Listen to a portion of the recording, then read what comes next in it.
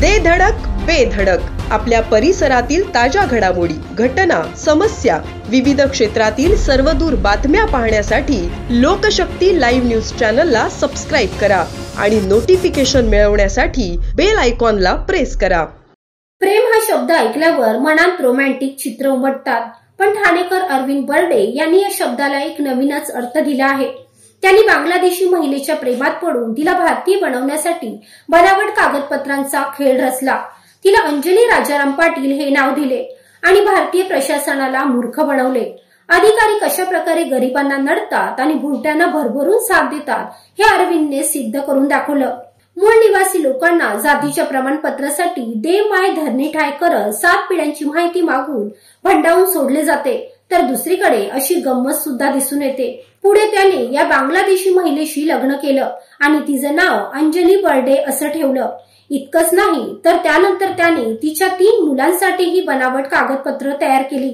या प्रकरणाचा पर्दाफाश झाला तो रिया बर्डे या अंजलीच्या मुलीच्या अटकेनंतर।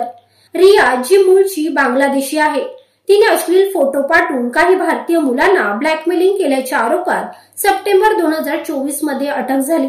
तिच्या चौकशी दरम्यान अंजली, तिची बहीण रितू आणि भाऊ रवींद्र यांच्यासह बांगलादेशातून बेकायदा भारतात आल्याचं उघडकीस आलं।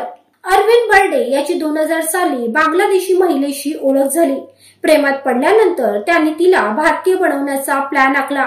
पहिली पायरी म्हणून अरविंदने तिला पश्चिम बंगालमधील शाळेचे आणि ग्रामपंचायतीचे दाखले मिळवून दिले आणि हे सगळं करताना तिला अंजली राजाराम पाटील हे नाव दिलं। नाव बदलून कागदपत्र बनवणं हा त्याचा पहिला गेम प्लॅन यशस्वी ठरला होता। त्यानंतर त्याने तिला अमरावतीच्या अचलपूर येथून जातीचे दाखले इतकंच नाही तर जात पडताळणी प्रमाणपत्र आणि नागपूर रिजन कडून चक्क पासपोर्ट ही मिळवून दिला। त्याच्या 3 मुलांना नवी मुंबईच्या नेरूळ मधील एका शाळेत प्रवेशही मिळवून दिला। अरविंद यांच्या या कागदपत्रांच्या कलेमुळेच हे सगळं शक्य झालं। रिया बर्डेच्या अटकेनंतर अरविंद आणि अंजली यांनी कतार देशात पलायन केलं, पण त्यांच्या या खेळाचा शेवट झाला तो मुंबई विमानतळावर। 31 जानेवारी रोजी नेपाळमधून भारतात प्रवेश करण्याच्या प्रयत्नात असताना अरविंदला ठाणे पोलिसांनी अटक केली। त्याच्या विरुद्ध लुक आउट नोटीस जारी करण्यात आली होती।